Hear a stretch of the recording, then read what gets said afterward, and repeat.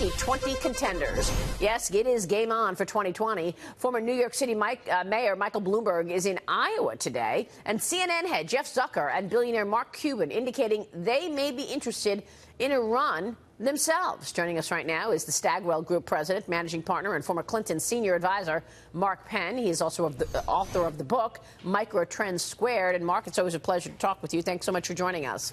Thank you. So it really is game on for 2020. What's your take? Yesterday, Jeff Zucker, the head of CNN, was interviewed on stage with Axelrod. And Mr. Axelrod said to him, you know, you've always been interested in politics. And he said, yeah, I've always been interested there. And maybe I will consider running. We weren't really sure if it was for president or mayor or governor. But it looks like Jeff Zucker has his eye on politics next. Your thoughts? Well, maybe so. He's already been in politics, I think, running CNN the last couple of years and the way he's run CNN. So I think it'd be a pretty natural jump. I don't think he's really got the public persona that's really going to play in politics. But who knows? Everybody says they're going to get in. And, you know, it's an easy way to seem particularly relevant. Right. But now that the midterms are behind us, Mark, people are lining up and getting their ducks in order in terms of competing for 2020. Do you see who is the viable candidate that you see on the left to compete with President Trump in 2020? Well, look, right now in the Democratic primary, there are three Bs, right? Biden, Bernie, and Beto. And those are probably the three front runners as we go into this. Probably Sanders or Warren would be the weakest candidates because they're too far to the left. To the other candidates, Biden probably the strongest because he could recapture some of the working class votes. But the question is he too old? Although it's hard to be too old versus Donald Trump's second term. Yeah, I mean, you know, you got to wonder what the message is. I mean, so far, it's been all about resist. Do you see a message from Beto, Biden, or Bernie? If those are your 3-2 candidate, the three top? Beto's got to run as a new generation to politics, like Kennedy did. He's got to say, hey, the old generation is tired, is running out of solutions. It's time for the new generation to take over. Biden's the opposite. He is the old generation. He's going to say Trump is taking you on the wrong path. He's going to return society to equality and fairness. Look, I think they will develop messages. I think first you really have this early kind of money primary here. Do people have the organization, the talent, the staff, you know, and begin to enunciate a message? And remember, I think if no one is a front runner by October, I think Hillary will jump in. And, you know, the Harvard-Harris poll that just came back shows she would put herself in third right now if she did that. And there is no clear front runner in what could be a massive slate of candidates. Well, what about that? You wrote a column on this a couple of weeks ago. I thought you were basically taunting her to run. I mean, now we know that Hillary and Bill they're on this tour, but the former first couple postponed a stop on their speaking tour in Houston until next year, following the death of former President George H.W. Bush. This coming as their speaking tour was suffering from low ticket sales as well, Mark. So that column that you wrote, basically saying, yeah, Hillary may very well run. What were you trying to do? I mean, you're trying to taunt her into running again? No, I was kind of capturing reality as I saw it, which is that if there is a front runner, somebody who takes off between now and kind of October of this year, probably that will lock her out. But don't kid yourself. She has a 75% approval among Democrats.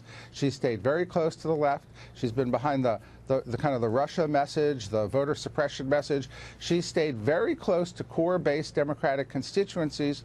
And if there is no front runner, she could come back in then and say, hey, look, there's no front runner here. Give me a chance. Nixon came back and won. I'll knock this guy off. And it's not implausible. I was just kind of putting a reasonably likely scenario, particularly if the Democrats flounder around an entire year. And do you think she could win? I think she'd have a good chance. You know, look, last time nobody knew the secret strategy of Donald Trump to win the Midwest was something that no one really saw coming. Today, everybody knows the strategy. Yeah. They know the battlegrounds. I think it'd be a tough race for anybody. Of course, she has an image now even lower than Donald Trump's. Yeah, but she's been behind this Russia farce. No evidence of any collusion, and yet they still are singing this song about collusion. We know that now we will see a closed-door hearing on Friday of this week. Fired FBI Director Jim Comey reaching an agreement with House Republicans for a private hearing with transparency. On Sunday Morning Futures on Sunday, I spoke with House Judiciary Committee Chairman Bob Goodlatte about this upcoming hearing. Here's what he said.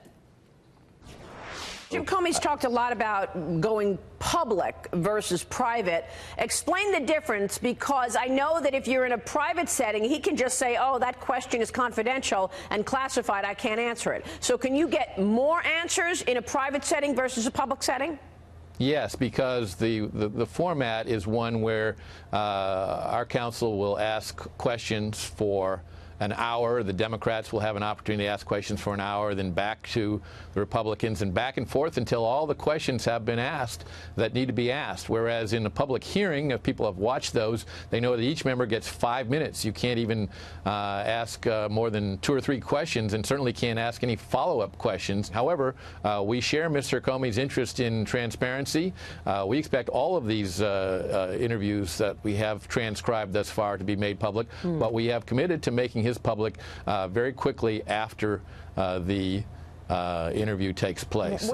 So the interview is on Friday, Mark. Do you think anything comes out of this? Look, I'm pessimistic because Comey has been out there playing the game for almost a year, and I think that he's going to still say classified, classified, classified, but having an hour to go at him with intelligent follow-up questions without being interrupted on when did you really make the decision, what was the information behind the FISA warrant, what really was going on with you and McCabe, having finally someone who could ask those questions is great.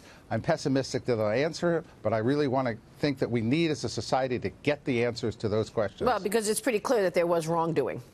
Oh, I think it's pretty clear that you will need an independent counsel to look at the FBI and the Justice Department and what they did here, because, after all, they cannot investigate themselves. Yeah.